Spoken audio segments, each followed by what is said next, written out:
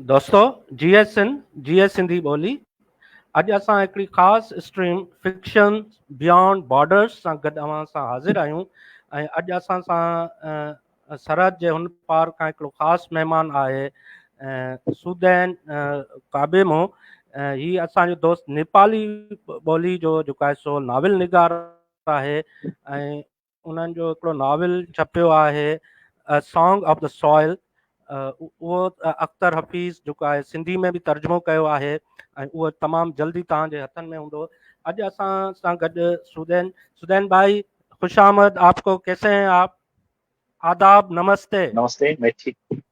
हाँ जी, नमस्ते। क्या हाल चाल है आपके सर?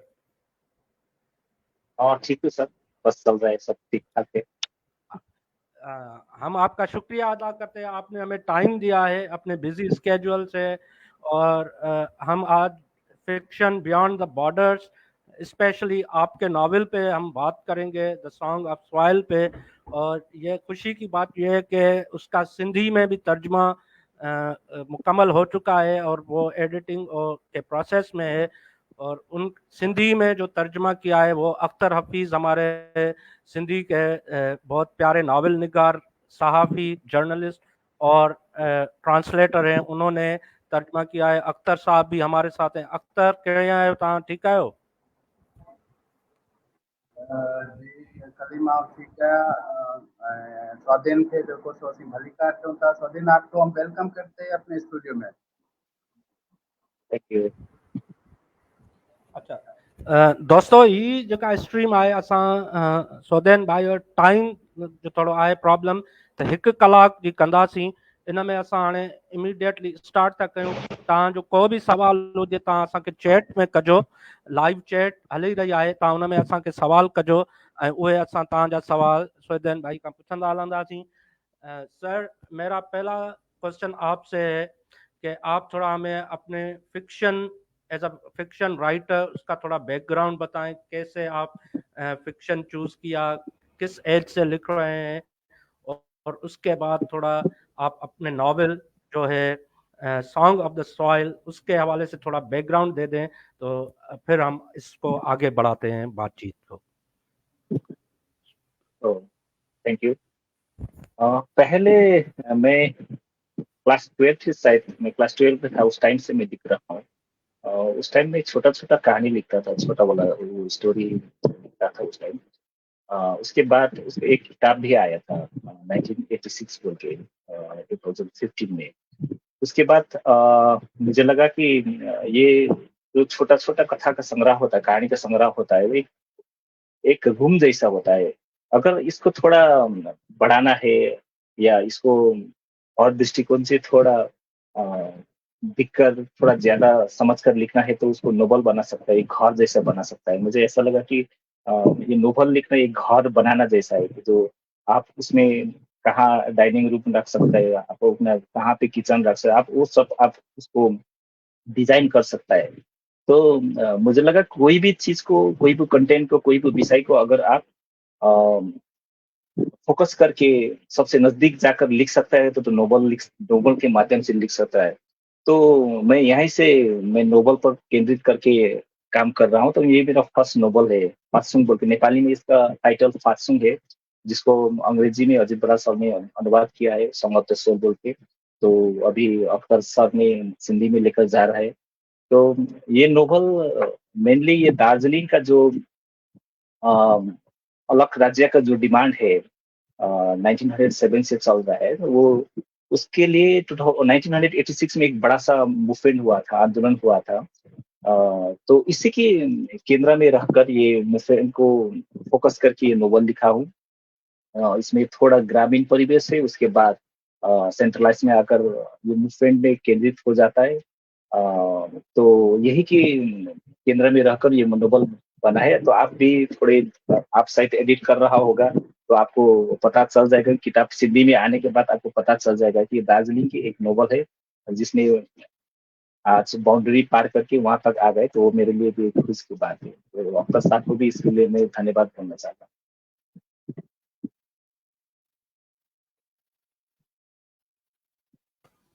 जी, अच्छा।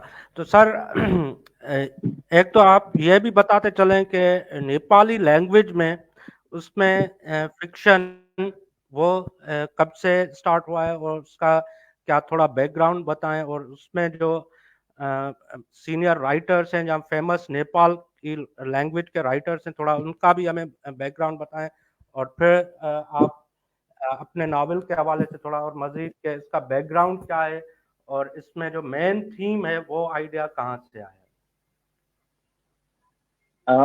नेपाली बोलने वाले लोग, नेपाल तो एक देश हो गया, लेकिन नेपाली बोलने वाला लोग दार्जिलिंग इंडिया में भी बहुत सारे रहते हैं।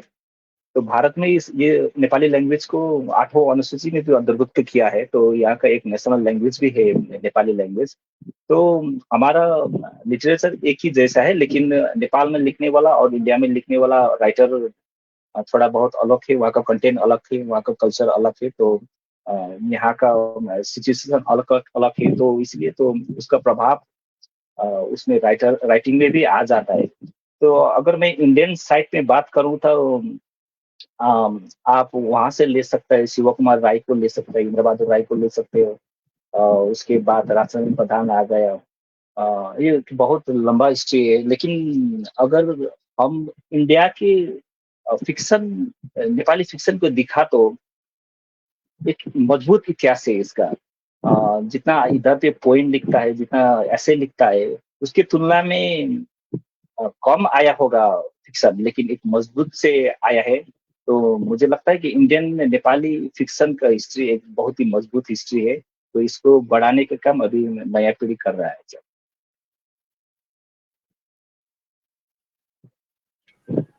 अच्छा, थैंक यू। अच्छा, अब हम अख्तर हफीज के पास चलते हैं कि उनसे पूछते हैं, अख्तर तव्हां एक इन नॉवल के हवाले से ॻाल्हाए जो सॉन्ग जेको आहे सॉन्ग ऑफ सॉइल, वो तव्हांखे कीअं लॻो, उन में कहिड़ियूं ख़ासि ॻाल्हियूं आहिनि, ऐं उहो कहिड़ी ॻाल्हि हुई जंहिं अव्हांखे मोटिवेट कयो त उनखे सिंधी में तर्जुमो कयो। असल में प्लीज आप उर्दू में या हिंदी में बात कीजिएगा ताकि हमारे गेस्ट को समझ में आ सके। जी जरूर। असल में ये स्वाधीन का जो नॉवेल है वो मुझे इसलिए भी पसंद आया क्योंकि एक तो ये उस धरती की कहानी है या उस धरती का किस्सा है जहाँ से जो है वो खुद स्वाधीन बिता सकते हैं। और दूसरा ये है कि वो एक ऐसी कहानी उन्होंने तैयार की है जो कि एक पॉलिटिकल मूवमेंट थी, जो कि एक मज़ामती तहरीक थी, और जिसमें आप ये कह सकते हैं वो एक उन लोगों की कहानियां जिन्हें हम आमतौर पे अनसंग हीरो का कहते हैं, कि ऐसे लोग जो रेवोल्यूशनरी कहलाते थे और वो गोरखालैंड की मूवमेंट कर रहे थे, और वो अलग ही अपनी धरती चाह रहे थे, एक आज़ादी की एक जो उनकी जंग थी, वो हथियारों से भी लड़ रहे थे और दीगर तरीकों से भी वो उनकी जंग जारी थी। और उसके अलावा उन पर जो ढाए गए जो मजालिम थे, जो उन पर जुल्म हुआ, जो वहाँ की रियासत ने किया, वहाँ की पुलिस ने किया, या दीगर जो कानून नाफिज करने वाले इदारे थे उन्होंने किया। और इसी दौरान जब वो आम लोग एक दूसरे को यक्जा करते हैं और अपनी धरती के लिए मर मिटने के लिए तैयार हो जाते हैं, तो मुझे लगा एक तो स्वाधीन ने जो नावल लिखा है उसमें एक तो उन्होंने छोटी छोटी कहानियां जो है वो समाप्त की हैं, उसमें मुख्तलिफ किरदारों की कहानियां हैं। तो जैसे ही नावल आप पढ़ना शुरू करेंगे तो उसकी जो शुरुआत होती है या इब्तिदा होती है वो रिफ्तीन की मौत से होती है, और वो खबर उसके दोस्त तक पहुंचती है। वो साथ ही है, रिपोर्ट करता है उस खबर को, लेकिन उसकी लाश नहीं मिलती और तब तक ये मामला चलता रहता है, और फिर वो इस खबर के पीछे जाना शुरू कर देता है। तो इस नावल में अगर आप देखें तो इसका एक थीम तो जो आप कहें कि एक वो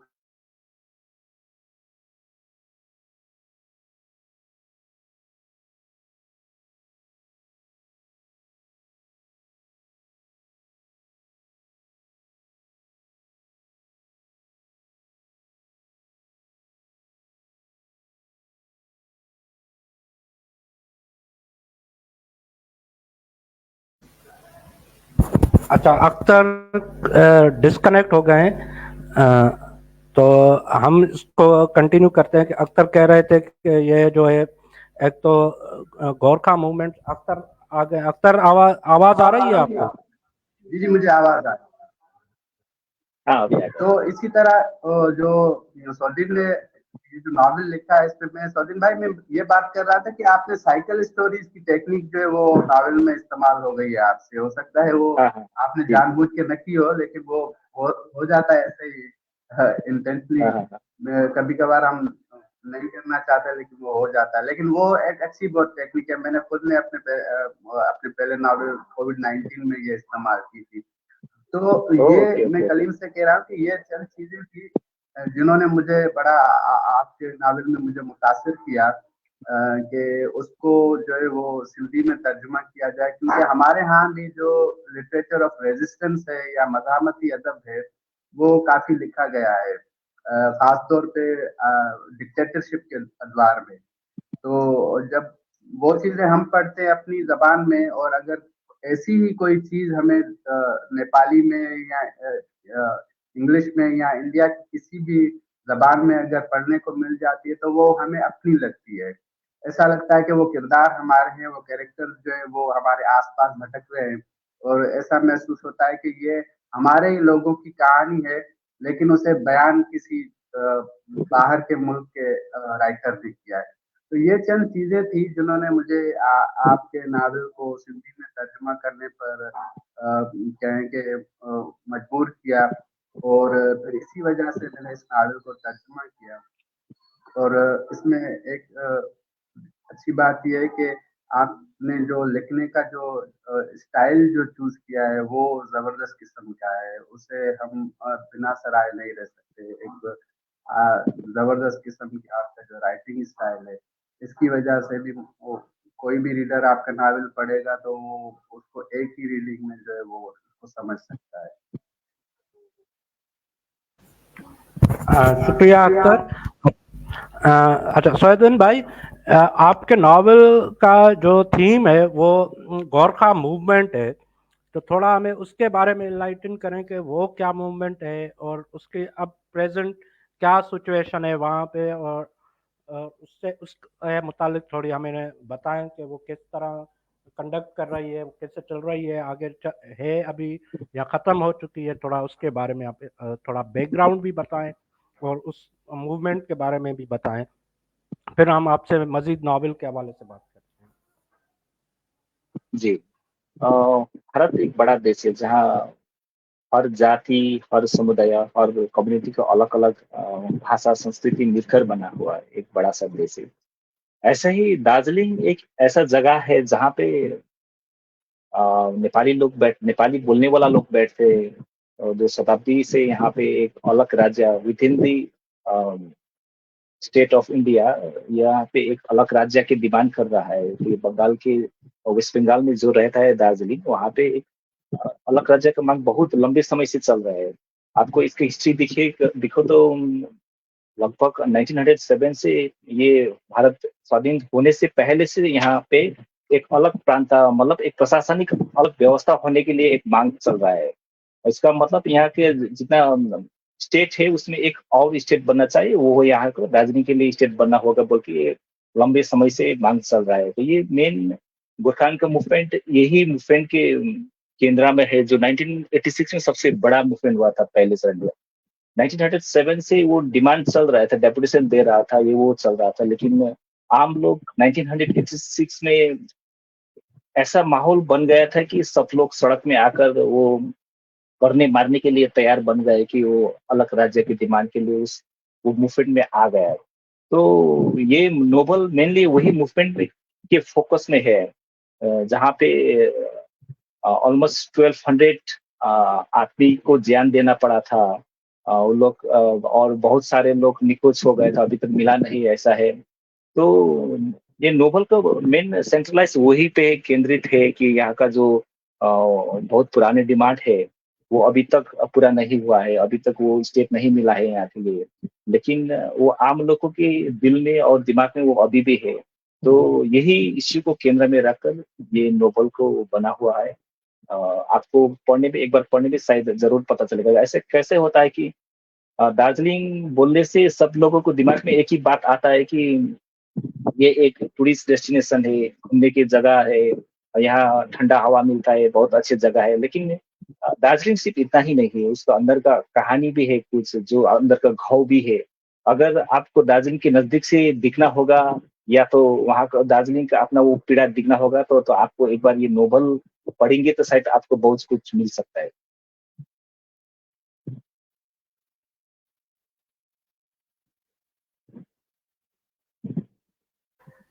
अच्छा सुदन भाई, मैं इस नॉवेल के हवाले से इसका जो मेन करेक्टर है उस हवाले जी। से पूछना चाह रहा हूँ कि उस वो इंस्पायरेशन कहाँ से मिली आपको? वो किसी रियल करेक्टर से है या वो इमेजिनरी करेक्टर है? थोड़ा उसके बारे में, अपने करेक्टर के बारे में बताएं। उसके बाद हम अख्तर से ये आप पूछते हैं। अ, कौन से कैरेक्टर की बात कर रहे हैं? उसमें भी बहुत सारे कैरेक्टर है, तो जो एक कैरेक्टर। मेन करेक्टर है उसके बारे में थोड़ा बताएं। नॉवेल का जो मेन करेक्टर है। वो हाँ हाँ हाँ, ठीक है। उसमें तो मेन कैरेक्टर बोल के एक ही कैरेक्टर ऐसा नहीं है, उसमें बहुत सारे कैरेक्टर है। मूवमेंट तीन कैरेक्टर के माध्यम से वो मूवमेंट को देखने के ट्राई किया है। उसमें सबसे एक कैरेक्टर है, अपने कथा की इस कहानी की शुरू में आप आया तो उसमें एक रिद्वेन बोल के एक कैरेक्टर मिलता है। अख्तर सर ने पहले भी बोला, वो गाँव से शुरू होता है जो और वो थोड़ा अर्थक्वेक बदमाश में टाइप का जिसकी डेथ हो जाए। हाँ हाँ हाँ हाँ, वो डेथ होता है। तो वो कैरेक्टर वाला एक बदमाश कैरेक्टर, मैं उस टाइम में गाँव गया था, मैं इधर रहता, सिलगुड़ी रहता ज्यादा से टाइम। तो मैं उस टाइम नोवेल लिख रहा था, तो उस टाइम क्या हुआ कि मुझे एक कैरेक्टर चाहिए था जो थोड़ा बदमाश हो, इधर उधर करता है, जो दिल से अच्छा है लेकिन बाहर से जब दिखता है तो वो थोड़ा बदमाश दिखता है। ऐसे कैरेक्टर ढूंढ रहा था गाँव में जाकर। तो मैंने ढूंढते ढूंढते, मेरे एक भैया था, मेरा एक भैया, एक छोटा भैया है घर में, मैं उसको पूछा कि मैं नोवेल लिख रहा हूँ, मुझे एक कैरेक्टर चाहिए, तो थोड़ा बदमाश है, जो दूसरा का ऐसा ही नहीं सुनता, वो थोड़ा इधर उधर करता है, तो ऐसा कैरेक्टर कौन है, मुझे दिखा सकता है? तो वो बोला कि ऐसा कैरेक्टर तो मैं ही हूँ।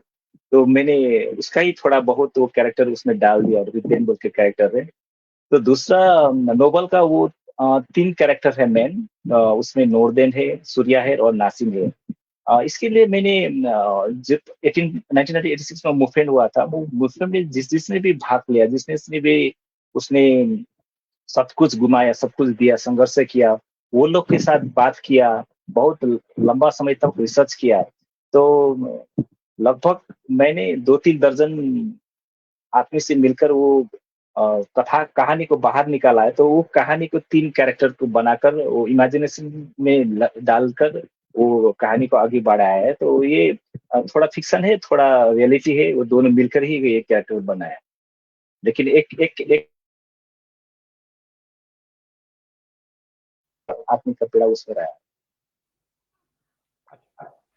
सदन असल में कलीम ये कहना चाह रहे हैं, जो नैरेटर है इस नावल का, जो कहानी बयान करता है, उसके हवाले से कलीम जो है वो आपसे पूछना चाह रहे हैं कि वो किरदार जो है वो कौन सा है। जी जी जी। ये मेरा जो क्वेश्चन रिलेटेड था, वो जो नॉवेल के नरेटर हैं, जो नरेट कर रहे हैं पूरी कहानी, उस हवाले से था। तो वो थोड़ा उसके हवाले से थोड़ी आप हमें बता दें, तो फिर हम अख्तर के पास चलते हैं। ओके। उसमें तो एक राइटर होता है जो बैकग्राउंड में रहकर कहानी बोलता है। उसमें थोड़ा बहुत मेरा भी शायद उसमें अनुभव, या मेरा भी सुंदरता थोड़ा बहुत उसमें आया है शायद, और वहां से कहानी शुरू होता है।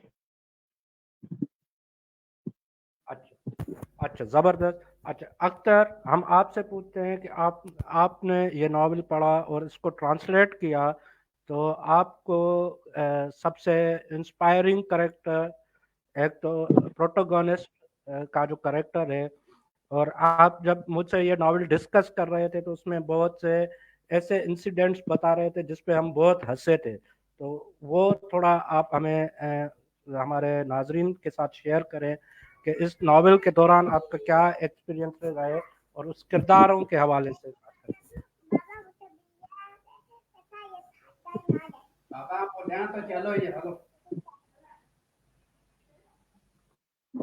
हाँ, इसमें मुख्तलिफ कैरेक्टर्स है, जैसे सौदिल ने बयान किए, नसीम का कैरेक्टर है और नूरदीन का कैरेक्टर है, सूर्या दा का कैरेक्टर है, और कालू जो इनका फिर चीफ बन जाता है, उसका कैरेक्टर है। तो ये सारे जितने भी किरदार है वो इतने एक एक से बढ़कर एक है। उसके बाद सौदीन ने इसमें क्या किया कि हर एक कैरेक्टर का जो है वो पस मंजर या बैकग्राउंड जो है वो जरूर उसने उसमें शामिल किया है। उसके बचपन से लेकर उसकी जवानी और फिर जो अ, उसी वक्त का जो किस्सा है उसको भी उसने शामिल किया है।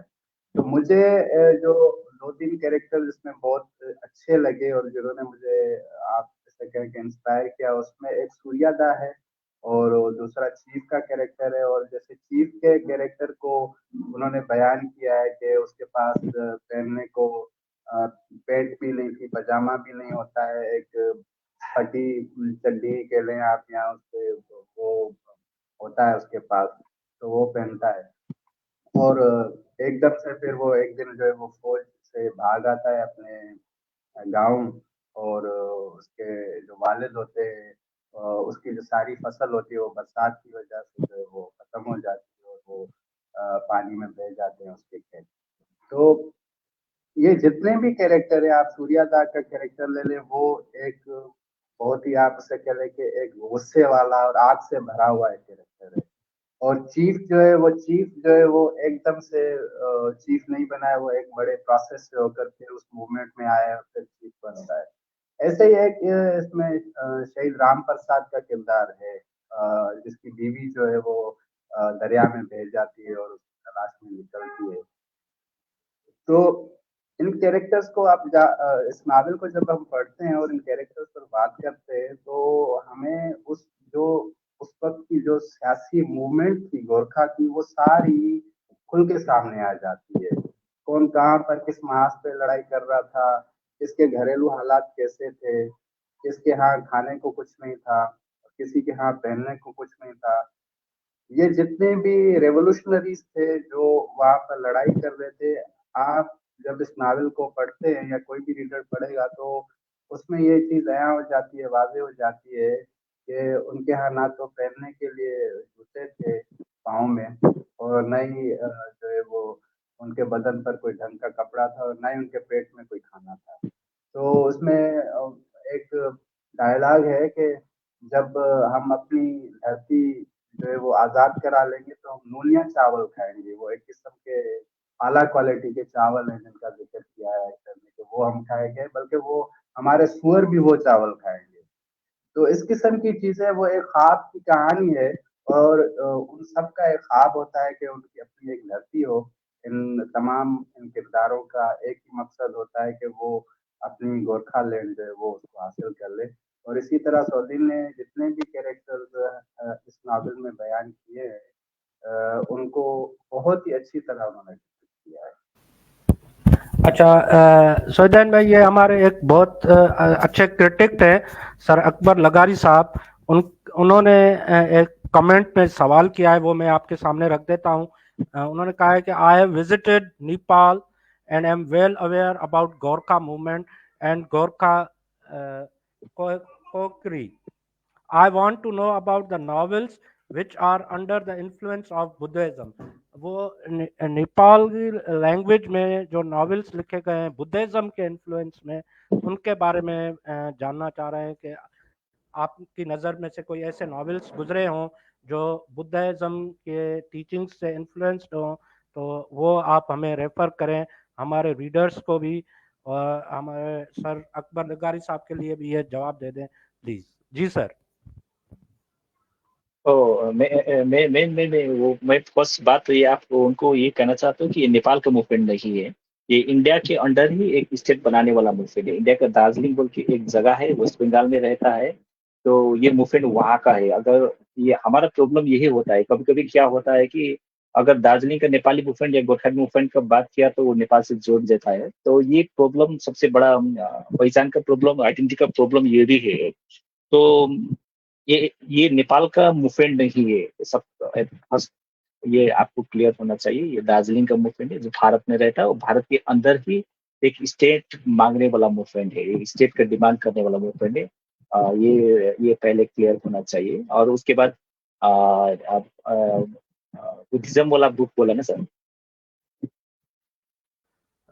वो खास दिलचस्पी रख रहे हैं नॉवेल्स में जो इन्फ्लुएंस्ड हो बुद्धिस्ट टीचिंग से या बुद्धिज्म पे लिखे गए हों, उनके बारे में जानना चाह रहे हैं, वो नेपाली लैंग्वेज में स्पेशली जो ट्रांसलेट हो नेपाली लैंग्वेज इंग्लिश से में।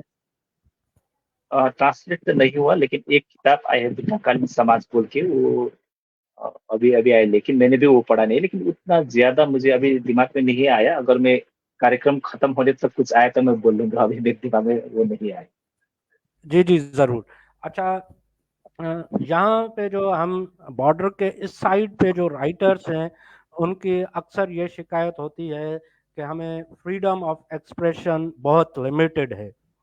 और हमारे पास जो है एक तो स्टेट के तरफ से सेंसरशिप होती है, दूसरा हम हमारे हालात पॉलिटिकल कंडीशंस ऐसी हैं कि कुछ चीज़ों पे हमें सेल्फ सेंसरशिप भी करना पड़ता है, कुछ चीज़ों में हमारे पब्लिशर्स हमें सेंसर कर देते हैं, कुछ चीज़ें हमारे एडिटर्स सेंसर कर देते हैं। तो अ, हमें यहाँ का जो स्पेशली मैं सिंध के राइटर के कॉन्टेक्स्ट में बात करूं तो वो उस हिसाब से अपना फ्रीडम ऑफ एक्सप्रेशन एंजॉय नहीं करता जिस तरह हम सुनते हैं कि बॉर्डर की उस साइड वाले जो राइटर्स हैं वो अपना फ्रीडम एंजॉय करते हैं। उसमें खास करके खुशवंत सिंह एक बड़े नाम थे इंडिया के, हाँ हाँ हाँ। वो राइटिंग के हवाले से तो वो अपना total freedom of expression use करते थे। उसके अलावा अरुंधति रॉय है उस साइड हाँ हाँ से, हाँ। वो अपना फ्रीडम ऑफ एक्सप्रेशन। तो हमें ये बताएं कि क्या आपके यहाँ भी कोई ऐसी सेंसर और विजिलेंस है राइटिंग के हवाले से, फिक्शन के हवाले से, और वहाँ का राइटर कैसा वो एंजॉय करता है फिक्शन अपना फ्रीडम ऑफ एक्सप्रेशन? थोड़ा इस हवाले से हमें बताएं। राइटिंग के ऊपर कहीं भी जहाँ भी कोई हस्तक्षेप है, ये तो अच्छा बात नहीं है। मुझे ये सुनकर बहुत बुरा लगा कि वहाँ पे इतना सेंसरशिप ज्यादा होता है राइटर पर। लिखने में जो एक्सप्रेशन करने में दबाव डालता है, ये तो बहुत बड़ा प्रॉब्लम है। लेकिन हमें देखा तो जहाँ भी दिखेगा तो थोड़ा बहुत वो प्रॉब्लम तो हो ही जाता है। कभी कभी पॉलिटिकली मोटिवेटेड होता है, तो कभी कभी एडमिनिस्ट्रेटिवली भी ये प्रभाव देता है। लेकिन लेकिन जितना वहाँ पे हो रहा है उतना शायद उतना प्रॉब्लम यहाँ पे नहीं होगा। इसीलिए लिखने का एक तो इंडिया में बहुत सारे लैंग्वेज में लिख रहा है राइटर लोग। मैं भी एक regional writing writer, regional literature लिखने वाला राइटर हूँ। तो इसमें प्रॉब्लम तो है कि आगे जाकर सभी ने वो लैंग्वेज नहीं पढ़ता। लेकिन एक एक पॉजिटिव साइड ये भी है कि आप क्या लिख रहे हैं कभी कभी उनको पता भी नहीं चलता, ये भी एक पॉजिटिव साइड है।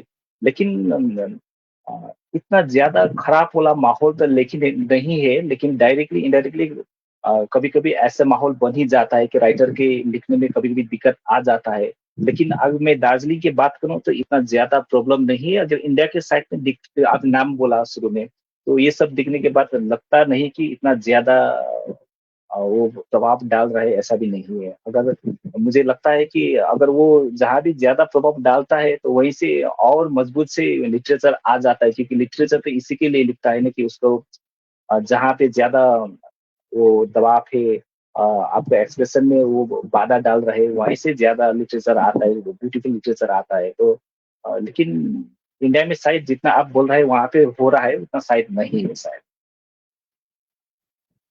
अच्छा, मैं इसी से करना चाहता हूँ अपना क्वेश्चन। ये थोड़ा पॉलिटिकल मोटिवेटेड हो सकता है, लेकिन प्लीज आप जवाब ओके। इसका जरूर दीजिएगा कि अब जो ये रिसेंट मोदी सरकार चल रही है तो उसमें हाँ हाँ जो हमारी मीडिया है वो ये दिखाती है कि वहाँ पे भी फेनेटिसिज्म, रिलीजियस एक्सट्रीमिज्म और रिलीजियस विजिलेंटिज्म ये चीज़ें बढ़ रही हैं।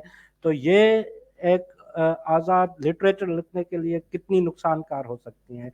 ये आप थोड़ा उस पे के हाँ ये जो हाँ, ये खबरें आ रही हैं। ये तो हाँ हाँ, ये तो बहुत बड़ा प्रॉब्लम है। अगर आप कहीं साल से इधर देखा तो आप सिर्फ न्यूज रिपोर्टिंग ही नहीं, आपको फिल्म साइट में दिखेगा तो फिर फिल्म में भी वो प्रभाव डाल रहे हैं वो लोग, कि फिल्म भी वैसे ही बने, कि प्रोपोगंडा वाला फिल्म बने, वो जो धार्मिक जो पोलराइजेशन कर रहा है वो वाला टाइप का फिल्म बने। अगर आप इंडिया के कुछ कुछ समय से इधर का आप बॉलीवुड का फिल्म देखे तो वही टाइप का फिल्म दिख रहा है, बन रहा है।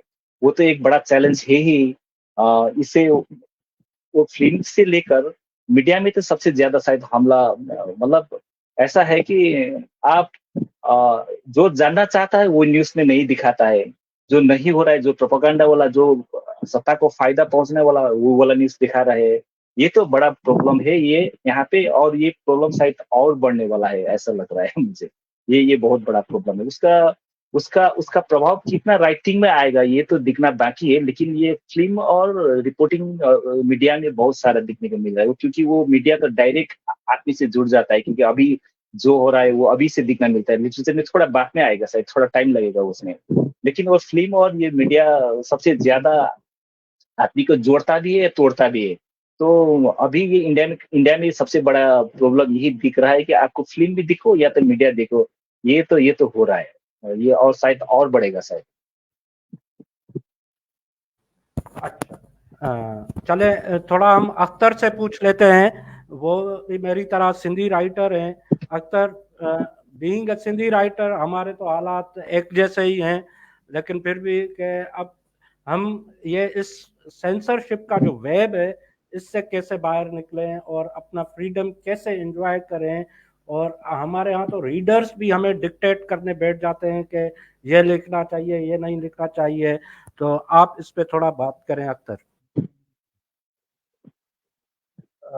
एक तो ये कि पहले तो किसी राइटर को रीडर्स की बात नहीं सुननी चाहिए या माननी चाहिए, क्योंकि फिर वो डाइवर्ट हो जाता है और वो फिर वो ऐसा नहीं लिख पाता जैसा उसे लिखना चाहिए।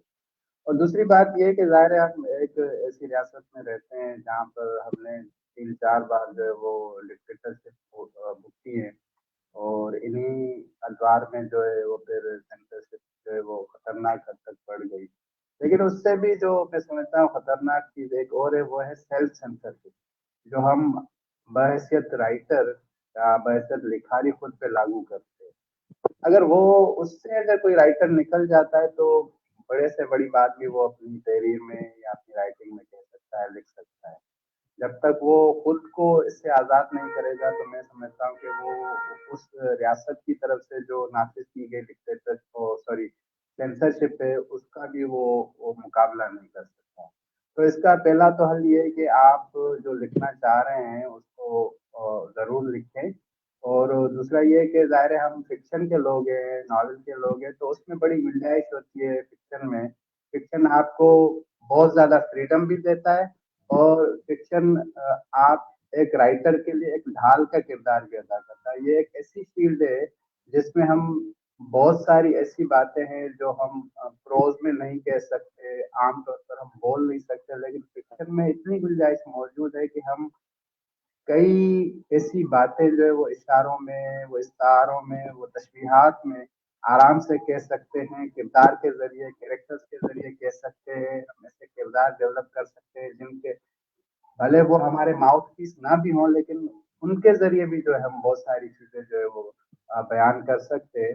तो इसका पहला तो मैं समझता हूँ हल यही है कि सेल्फ सेंसरशिप के खौफ से हमें निकलना पड़ेगा, थोड़ी हिम्मत दिखानी पड़ेगी, और जो हम बात कहना चाह रहे हैं उसको बिना किसी खौफ के कहें, उसे लिखें। और उसके बाद मैं समझता हूँ कि आहिस्ता-आहिस्ता हम इन चीज़ों में से निकल सकते हैं। और दूसरी बात ये है कि जैसे सौदिन ने कहा कि वो अपनी ज़ुबान में उन्होंने लिखा है, तो जब तक ज़ुबान से जुड़ा रिश्ता होता है तो उसमें ज़्यादा हम खुद को जो है वो आरामदेह महसूस करते हैं, कंफर्टेबल होते हैं उससे। तो उससे भी इज़हार का जो अंदाज़ है वो ज़रा अच्छा हो जाता है। जो बात बिल्कुल सही मीडिया कह रहे हैं मीडिया अख्तर आप। जी हाँ, जी। मैं बोलना इसमें जुड़ना चाह रहा था, जब अफसर साहब ने वही बोल रहा था कि जो बात मीडिया नहीं दिखा पा रहा है, जो बात इतिहास नहीं लिख रहा है, वो सबसे पहले फिक्शन के माध्यम से लिख सकता है हम लोग। इसीलिए भी मैं फिक्शन लिखता हूँ कि समाज ऐसा होना चाहिए, ये देश ऐसा होना चाहिए। वो जो नहीं हो रहा है वो भी आप फिक्शन के माध्यम से लिख सकता है। तो फिक्शन का सबसे मजबूत पक्ष है यही है शायद। अच्छा तो स्वाधीन, आप आपसे ये सर अकबर ने एक सवाल किया था मेरे ख्याल में, जो सम्राट उपाध्याय जो है वो भी नेपाली बॉर्न अमेरिकन है, वो भी नॉवेल निगारी है वहाँ के। तो उनके भी नॉवेल जो है वो उन्होंने काफी लिखे और वो काफी लिटरेरी अवार्ड भी जीत चुके हैं। तो उनके नॉवेल्स में भी ऐसी कोई चीजें हैं जो अकबर निगारी साहब आपसे पूछना चाह रहे थे, अगर आपने उन्हें पढ़ा है या आपके वो तजुर्बे? मैंने नहीं पढ़ा।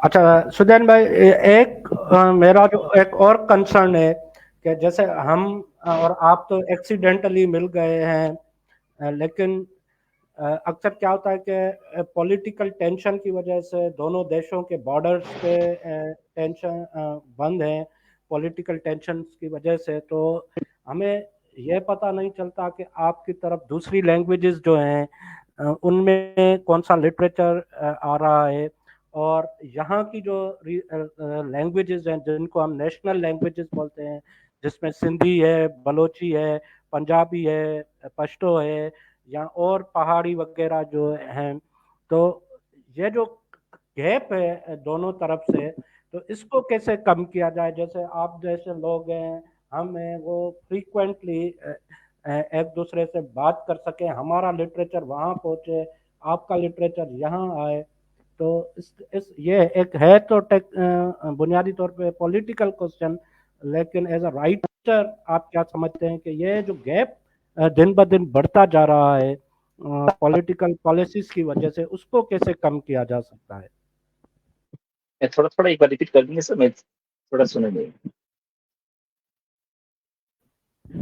मैं कह रहा हूँ कि ये जो हमारे और आपके बीच में जो गैप आता जा रहा है, कि हम तो ये एक्सीडेंटली मिल गए हैं टेक्नोलॉजी के दौर में, कि आप फेसबुक पे और सोशल मीडिया पे एक्टिव थे, अख्तर से आपकी मुलाकात हो गई, और ये लेकिन रीजनल लैंग्वेजेस वहाँ की हैं या जो नेशनल लैंग्वेजेस जिन्हें हम यहाँ कहते हैं, उनके जो राइटर्स हैं, उनका जो लिटरेचर है वो बस उसी इलाके तक ही लिमिटेड हो जाता है, और एक गैप फील होता है। यहाँ पे भी फील हो रहा है, आपकी तरफ भी फील होता होगा, लाजमी बात है। आप भी सोचते होंगे कि जो उस तरफ वाले राइटर्स हैं वो क्या सोच रहे हैं, हम भी सोचते हैं कि आप उस तरफ आपके पास जो राइटर्स हैं वो कैसे सोच रहे हैं, वो कैसे काम करते हैं, और उनके क्या प्रॉब्लम्स हैं। तो ये जो गैप है, ये टेक्निकली तो पॉलिटिकल क्वेश्चन हो जाता है, लेकिन being a writer and being a fiction writer,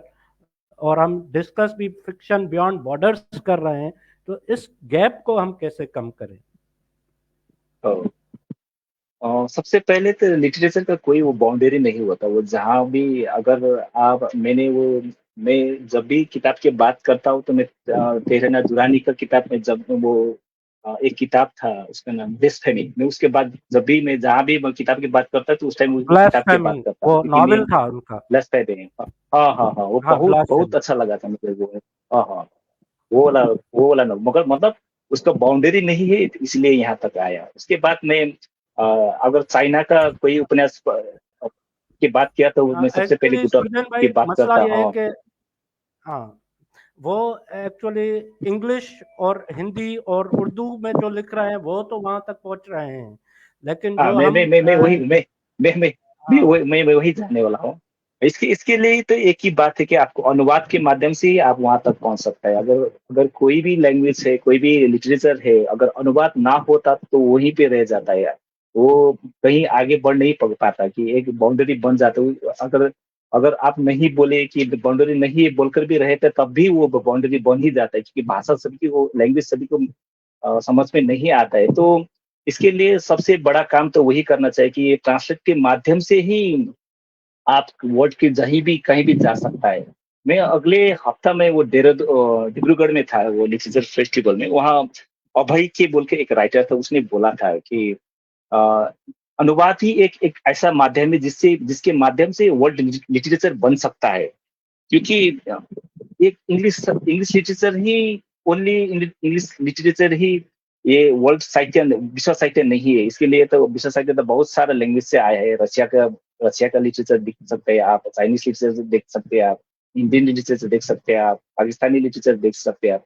लेकिन ये कहाँ से पहुंच सकते हैं वहाँ? वो तो उसके माध्यम एक ही है कि वो अनुवाद के माध्यम से ही पहुंच सकते हैं।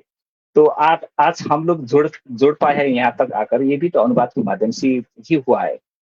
तो मुझे लगता है कि इंडिया में भी बहुत सारे भाषा है। अगर आप वो राष्ट्रीय भाषा की बात करें तो उसमें शायद 22 भाषा है, उसको जिसको संविधान ने मान्यता दिया है। लेकिन सिर्फ इतना ही भाषा नहीं है इंडिया के, इसमें तो हजारों भाषा है। किसी का भाषा है और किसी कोई कोई आदिवासी भाषा ऐसा भी है कि जिसका लैंग्वेज है लेकिन उसका लिपि नहीं है, ऐसा भाषा भी है। लेकिन उसका कथा तो है, उसको कहानी तो है।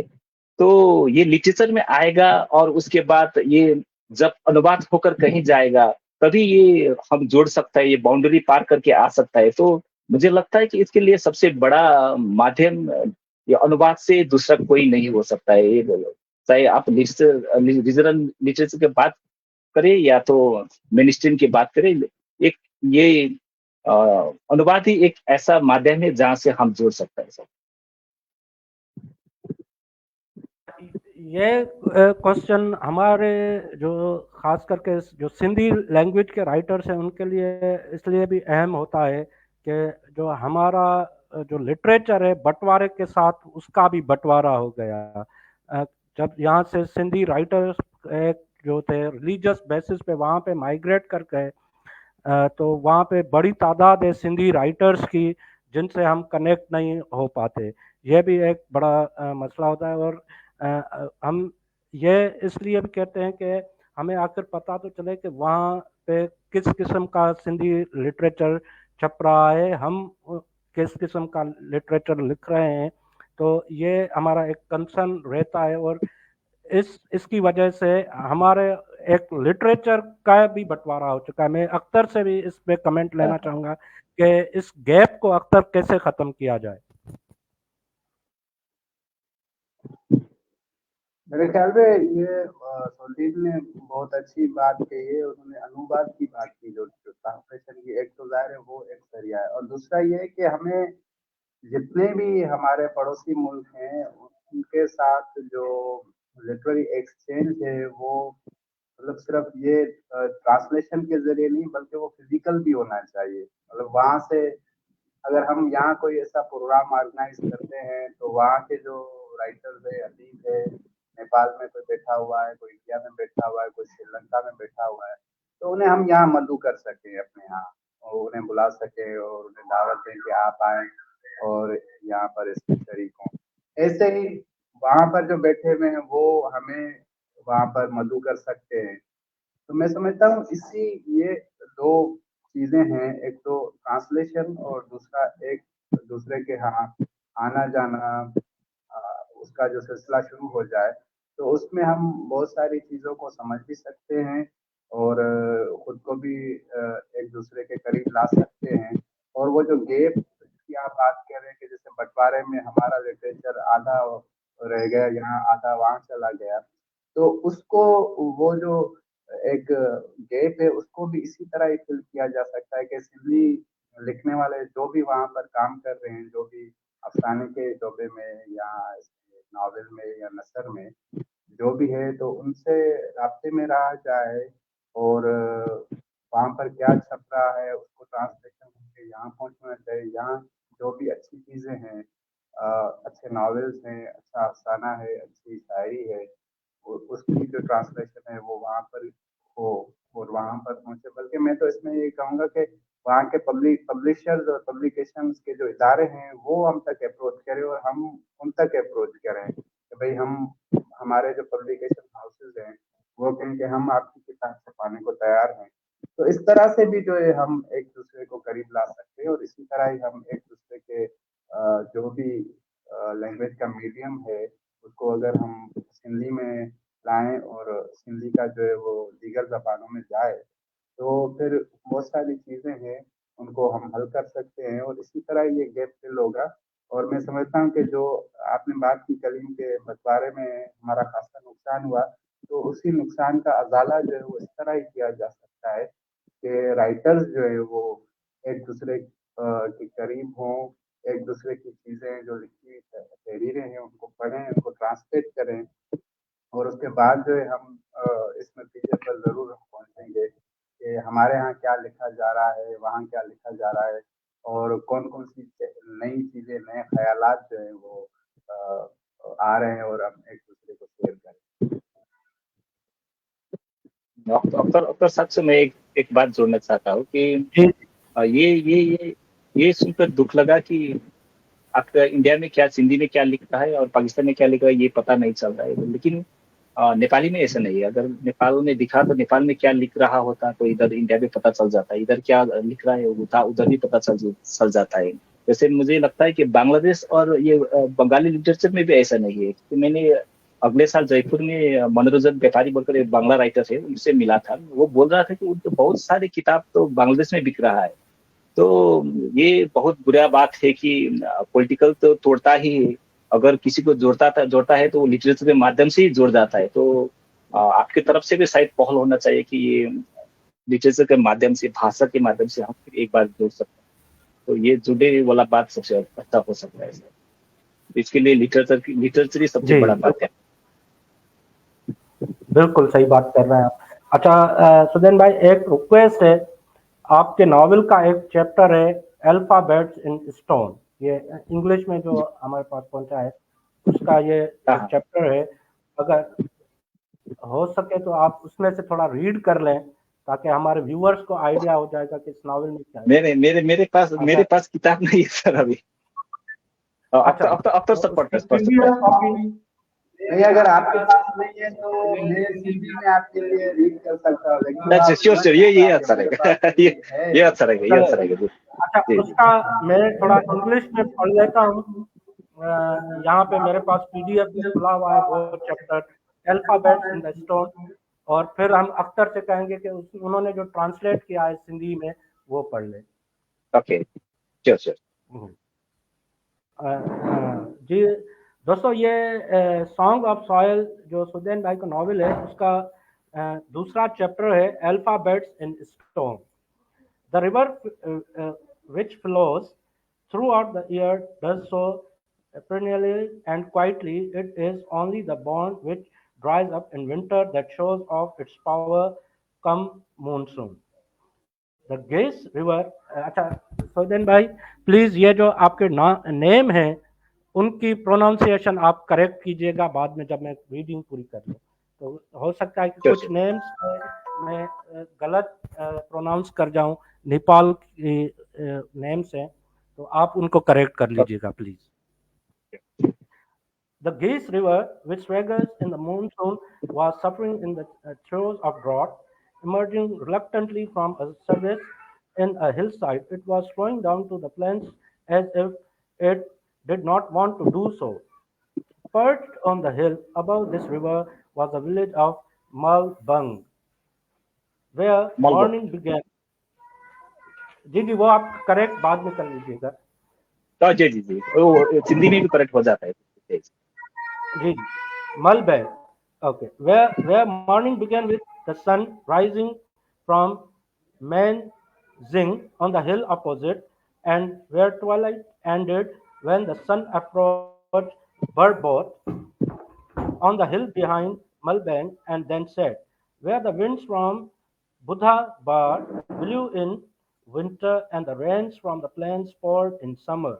This village would become inaccessible as soon as the monsoon month of Asar, ये कोई आपका टिपिकल मंथ है, उसका नाम है असर, हाँ, आसार began आसार। and turned part with the arrival of Chitra. Opposite Malbang was the craggy सही village of सही।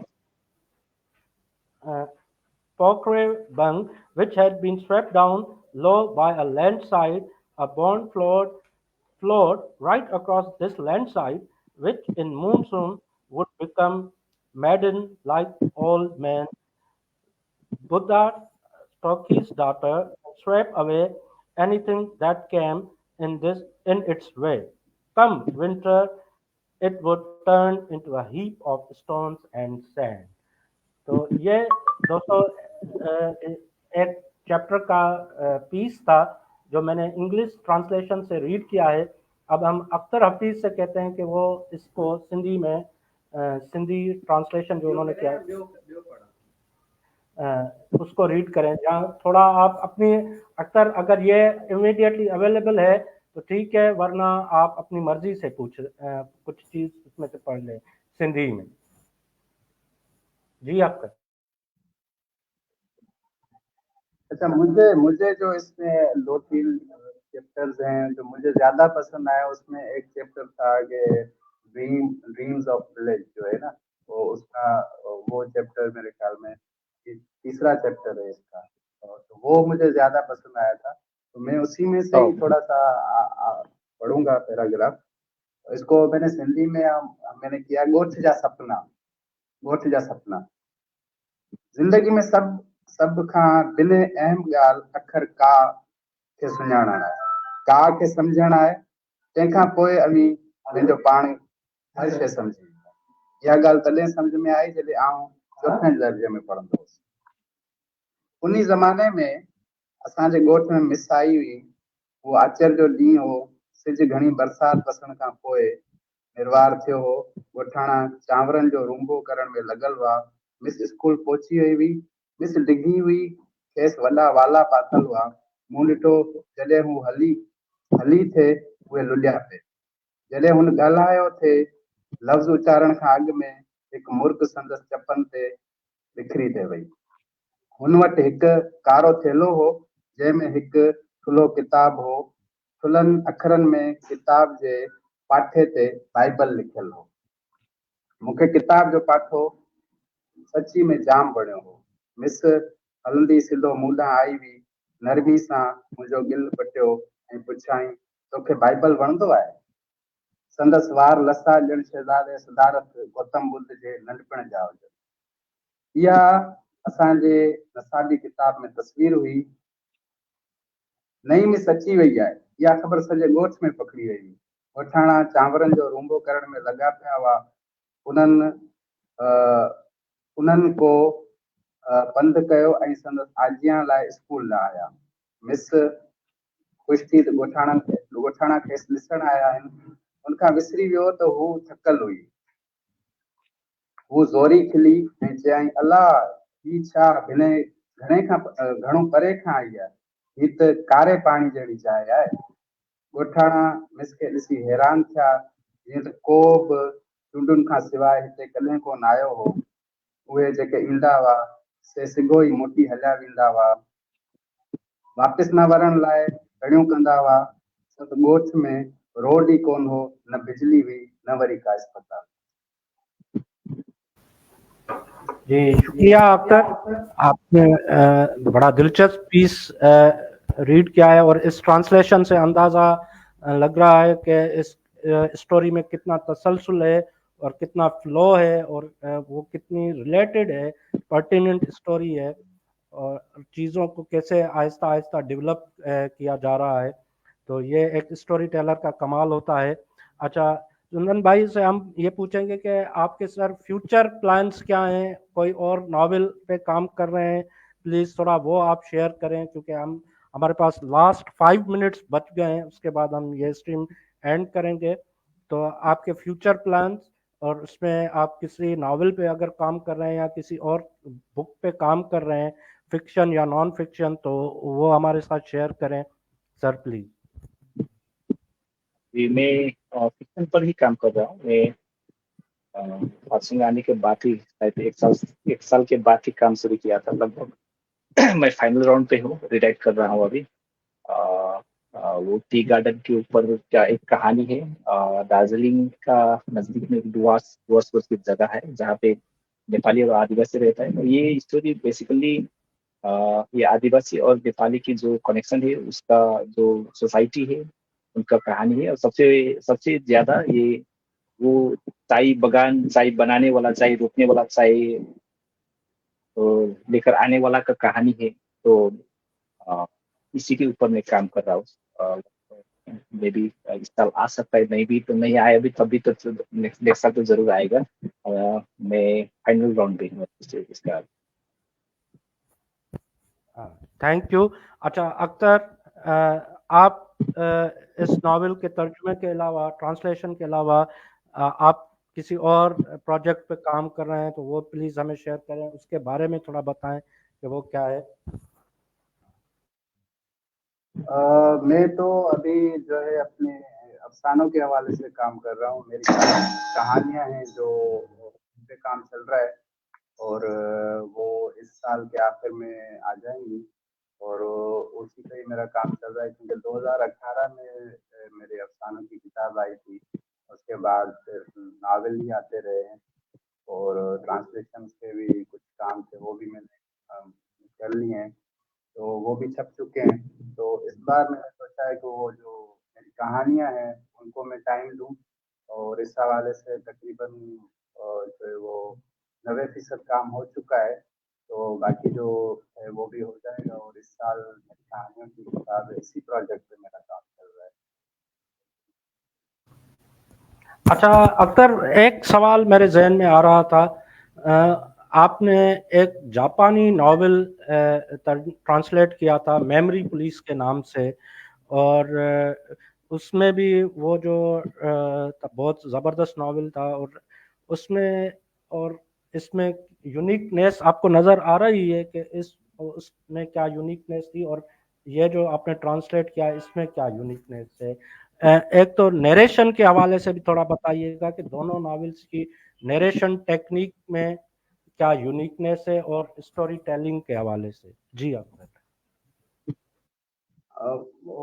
हाँ बिल्कुल आप सही कह रहे हैं। वो मेमोरी पुलिस मैंने योको ओगावा का जो किया था नॉवेल तर्जुमा, जो इसी साल ही बल्कि पिछले साल जो है वो दिसंबर में आया हुआ था। इसमें इन दोनों नॉवेल्स में अगर हम देखें तो एक तो जैसे सौदीन का नावल है, उसमें क्लियरली तो ये नहीं लिखा हुआ कि लोग मिसिंग हो रहे हैं, या जैसे मेमोरी पुलिस में सारा किस्सा ही मिसिंग लोगों का है। लेकिन फिर भी जुज़वी तौर पे ये उन मिसिंग लोगों की ही कहानी है सोल्डीन ने बयान की है, जो लड़ तो गोरखा लैंड के लिए थे, लेकिन वो मिसिंग इस सेंस में है कि वो अपने घरों से गुम है, वो अपने रिश्तेदारों से गुम है। जैसे शुरू शुरू के जो चैप्टर्स है उनमें ये बात कहते हैं, जब वो अपने दादा से किस्सा सुनता है तो वो कहता है कि जो आदमी गुम हो जाता है वो कभी मरता नहीं है, और शाम को उसे लोग याद करते हैं, या शाम को उसकी जो जो भी यादें हैं वो लौट आती हैं। तो इस हवाले से ये दोनों नावल इसमें यही मैं समझता हूँ कि इसकी यूनिकनेस है कि वो उन्हीं लोगों की कहानी है जो हैं तो अपनी धरती से जुड़े हुए, लेकिन रियासत की मजालिम के वजह से वो जो है वो अपनी घरों से दूर हैं। और ऐसे मेमोरी पुलिस में भी जैसे चीजें गायब हो रही होती हैं, कभी फूल गायब हो रहे हैं, कभी परिंदे गायब हो रहे हैं, फिर उसके बाद उस जो आइलैंड है उस पर लोग गायब होना शुरू हो जाते हैं। तो मैं समझता हूँ कि ये दोनों नावल जो हैं वो अदब के बहुत ही बेहतरीन किस्म के नावल हैं, और जब भी इनको अदब में इनका जिक्र आएगा तो इनको सराहा जाएगा। अच्छा सलील भाई, अब हमारा था वो पूरा होता है, तो इस स्ट्रीम को हम तकरीबन अब ख़त्म करने वाले हैं। और आपका बहुत बहुत शुक्रिया कि आपने हमें आज ही के रोज़, आज ही के दिन जो है वो अपना वक्त दिया और टाइम निकाला हमारी स्ट्रीम के लिए। और हमने बहुत सारी चीज़ें आपसे सुनी, और हमने बहुत सारी चीज़ें आपको सुनाई, और काफ़ी चीज़ें जो है वो डिस्कस हुई, हमें काफ़ी आपसे चीज़ों के बारे में मालूमात मिली। तो अब जो है किसी नेक्स्ट स्ट्रीम में हम मुलाकात करेंगे। और कलीम का भी शुक्रिया कि उन्होंने इस स्ट्रीम को जो है वो ऑर्गेनाइज किया। अगर आपको कुछ इस हवाले से कुछ आखिरी अल्फाज कहने तो आप उसके लिए हम आपको वेलकम करते हैं। जिमी के माध्यम से हम जुड़ पाए। तब तो आपने अनुवाद कर चुका है, लेकिन हम तो अभी तक मिला नहीं था, तो यही माध्यम से मिलना पाया, तो ये सबसे बड़ा बात ये हुआ। और दूसरा, हर लैंग्वेज का एक रिदम होता है, हर लैंग्वेज का अपना एक ब्यूटी होता है। तो फात्सु का जो कथा कहानी था वो सिंधी में भी सुन पाया, तो वो सबसे अच्छा लगा। इसके लिए आप दोनों को बहुत बहुत शुक्रिया। Thank you.